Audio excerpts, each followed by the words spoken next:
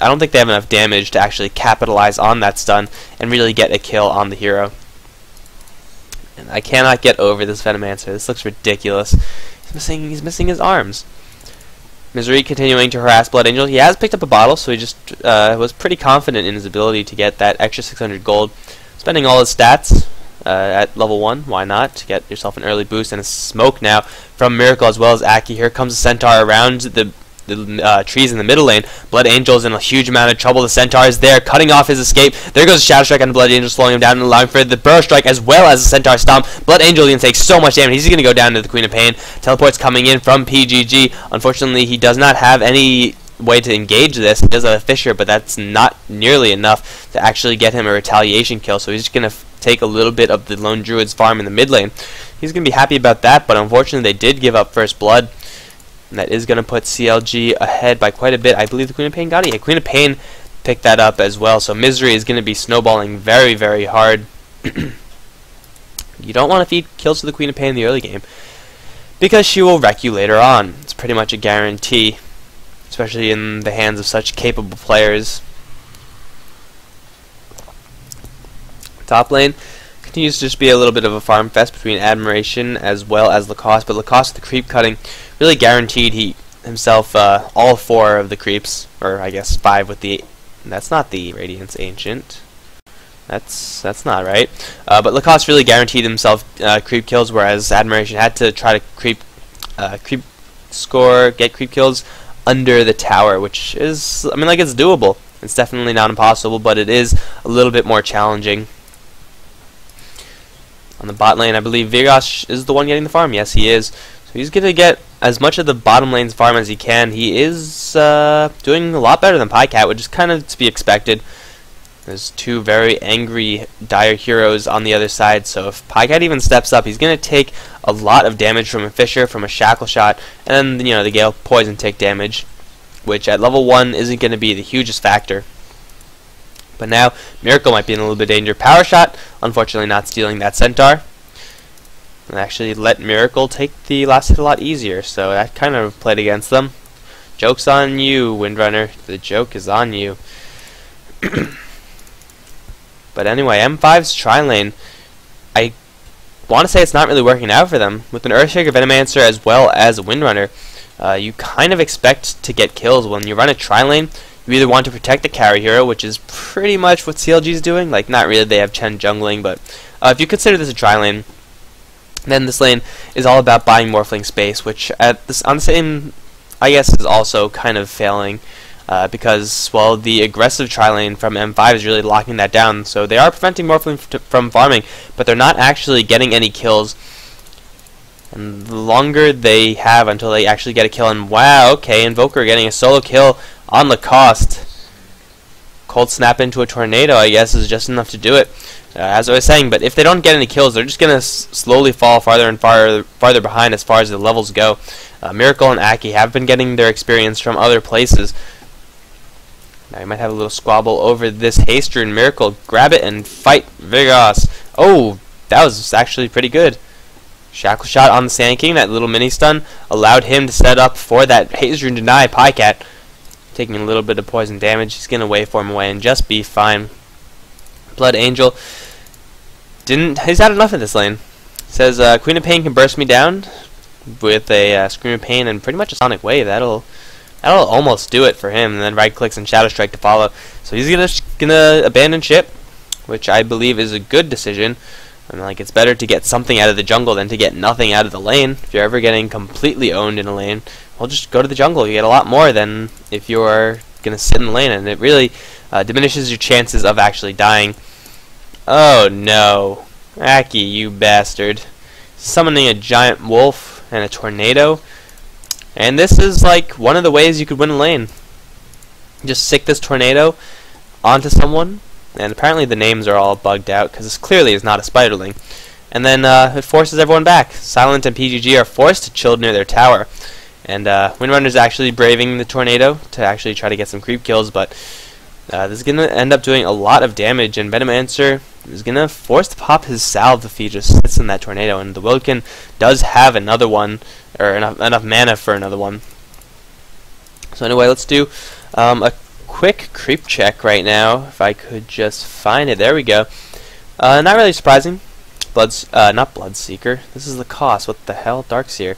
Darkseer is sitting at the top of the pack. Tranquil Boots, Soul Ring. Probably going to head towards a Vanguard or Hood, or both, with that gold. And from that creep cutting, you're pretty much guaranteed creep kills.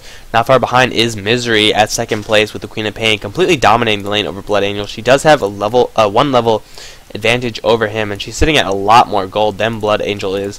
What does he have? He picked up an Orb of Venom. So that is going to help him a little bit, but really he needs health, and that means he needs to be in his melee form. But if he goes into his melee form, then that's just going to be a lot easier for Queen of Pain to land that Shadow Strike, and then the harassment begins, and then the bear is poisoned, and then the authorities get involved because of animal cruelty, and then it's really just not a good scene to be in if you're Blood Angel. So they probably want to avoid that, and this is like the most amazing name for a creep ever. Yeah, Fix Me location. Anyway, the creep score after that, Invoker, Windrunner, as well as Lone Druid. So CLG is holding on to the top of the creep score, but unfortunately Pycat, the person who they really want to be getting those last hits, simply is not getting much from this lane. It's not because he's playing poorly, it's because M5 is actually doing their job extremely well. Windrunner does have a lot more range than the Morphling, so if you just leave them together 1v1, she should have a little bit of an edge, especially considering the advantage that she has been given from the previous tri-lane. Silent is going to stay in this lane though, try to soak up a little bit more experience, get those Plague Wards up to a little bit more of a higher level, and really make sure that Vigos does not die at all. Let's see, they're going to position, everyone's going to position for that 8-minute rune. Not going to happen. It's going to happen on the top lane of Misery. It's going to snatch that illusion rune up, instantly spotted by the bear, but really it's no big deal, because Queen of Pain probably wasn't going to get the jump on the Lone Druid anyway. Lacoste, once again, taking a little bit of damage from this Invoker. Cold Snap forcing out, as well as a Tornado. He really wants this kill. I don't think he has enough damage to actually get it. He does not. He's going to be forced back once he hits the tower, and he has 2 Sage's Mask. Wow. He's going to go for Orchid. That's a pretty interesting Invoker build, especially considering his skill build. Usually you see Orchid as more of an Exhort Invoker build, because with Wex build you really want to concentrate on getting that high mobility, getting that perma-haste, and Pycat taking a failed Shackle Shot, Bro Strike in for Miracle. Now Vigos might be the one in trouble. Fisher is going to fly off, and Vigos is getting blocked a little bit by Silent, but he pops those phase boots and he's going to walk right by Admiration, now teleporting in. Tornado not hitting Chen, just hitting his creep, so nothing going to come out of that. It looks like nothing is actually going to die here. Admiration forced to burn his TP scroll. Vigos is going to transition up there to try to get something out of that dead lane. So CLG, I guess, did come out ahead in that engagement, forced 135 flat gold out of the Invoker, but really it's not that huge a consequence. Morphling saving up quite a bit of gold. I don't know exactly what he wants to buy. He might... Oh, there he goes. He goes for Power Treads. So Morphling is going to start gearing up, start getting his early game gear, I should say. And yeah, as I was saying, usually when you're going for a Wex build, you want to focus on mobility. You get those drums, you get like a Yule Scepter or something like that, or just anything to make you run faster, and then you really use the mobility and then the right-click damage that you have to chase down and then kill opponents after, of course, you drop down your EMP and Tornado. Orchid is really a very aggressive item, and it's definitely not a bad item against his team. It'll shut down the Morphling's waveform, it'll shut down the Queen of Pain's blink. You get rid of the Surge from Darkseer if you silence him, and Sand King, of course, will lose his Burrow Strike as well as his Sandstorm. But that will make Admiration into a more solo-targeted hero, which is something that you usually don't see from Invoker.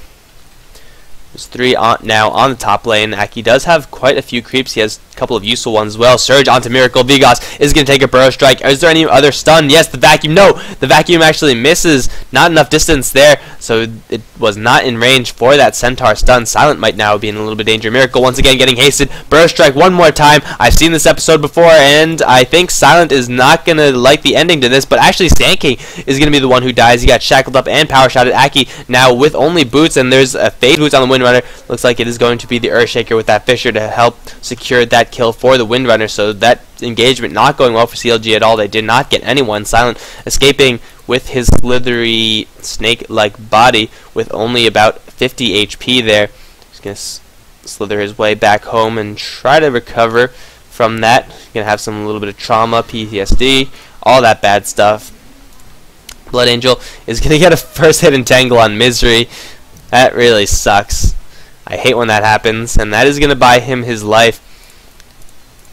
PGG has transitioned down here. They might try to go for Misery. Someone else is teleporting in. It is going to be the Windrunner, so a Shackle and a Fissure combo might be enough, but looks like Misery knows what's happening. Forced out the Windrun from Vigos, and he's going to just simply bait out their spells one at a time and just continue to farm on the spot lane. So M5 taking a pretty early lead. They did lose first blood, but they did get 3 kills in retaliation. Who actually died? Aki died twice, Miracle died once, so the deaths are pretty much optimum for CLG. I mean, like, deaths are never good, but if anyone's going to die, you want them to be the support heroes. PGG is going to get a block on Miracle. Beautiful Fissure block, but Miracle is too smart for that. He has Burrow